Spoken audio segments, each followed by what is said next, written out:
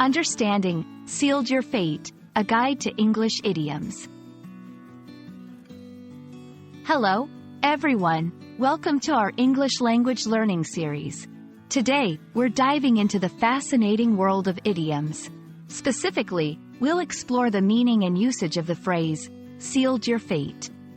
Idioms like this can add color and depth to your English conversations, so let's get started. Sealed your fate is an idiom that means determining an outcome, usually a negative one, in a definitive and irreversible way. The word sealed, in this context, implies something being finalized or confirmed, much like sealing an envelope.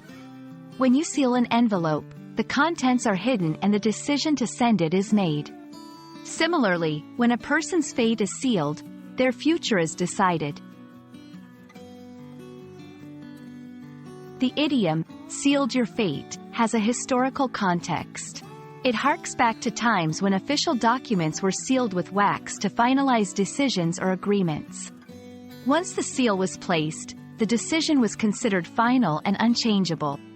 This historical practice is reflected in the idiom, symbolizing the irreversibility of a decision or outcome. Let's look at how sealed your fate is used in everyday language. 1. In literature, by ignoring the warnings, the character sealed his fate. 2. In news, the team sealed their fate with a disastrous final game. 3. In movies, a character might say, "You've sealed your fate now," after a pivotal moment. 4. In personal decisions, he sealed his fate when he chose to drop out of college.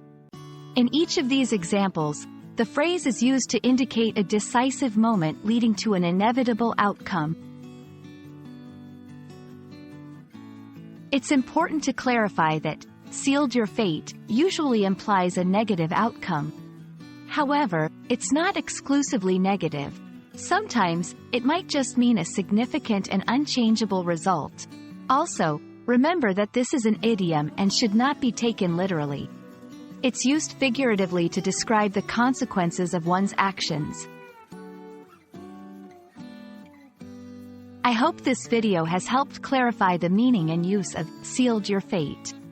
Remember, idioms are a great way to enrich your language and express ideas vividly. Keep practicing, and you'll soon be using idioms like a native speaker. Thanks for watching, and see you in our next video.